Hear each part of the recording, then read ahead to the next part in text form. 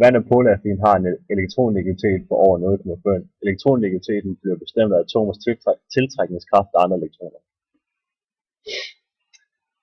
Og vand, det er så godt til obligationer, fordi på grund af deres lille størrelse og gør, at de kan komme ind imellem og sætte sig omkring molekylet og splitte det op.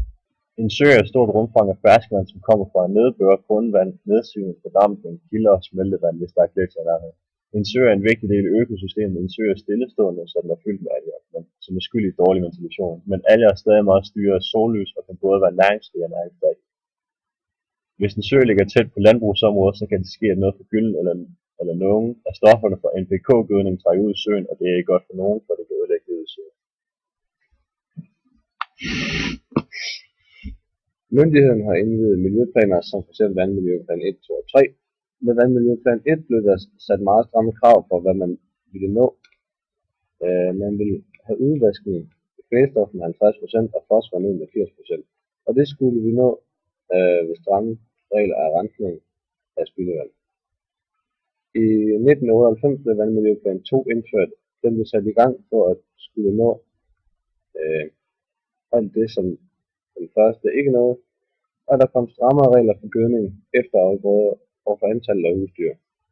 Der bliver opstillet vådområder som et naturligt rensningsanlæg, som omsætter kvælstof i vand til frit kvælstof, som kan forsvinde i atmosfæren. I områder, hvor der er specielt fødsel, kan der blive givet erstatning til landmændene for næsten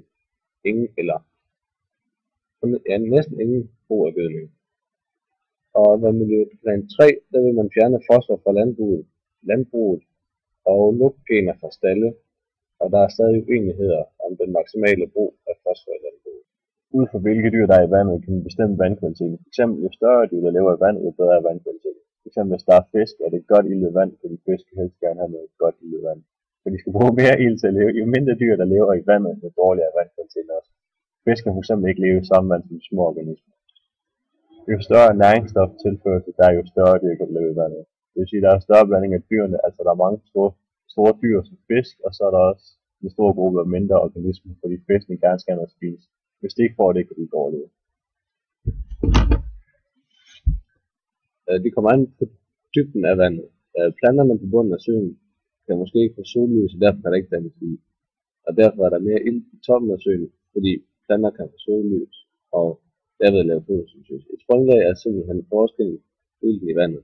Det kan betyde, at de store dyr som fisk ikke kan leve så godt på bunden af en sø, fordi der ikke er ilt nok til det.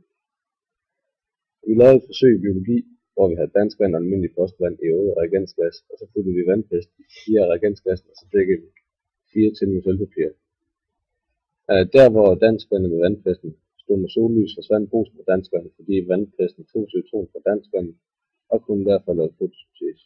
Jo længere ned du kommer i en sø, kan der ikke blive den fotosyntese, fordi der ikke kommer sollys ned, og derfor er der ikke noget ilt til dyrene, så dyrelivet på bunden af en sø ikke er så stort.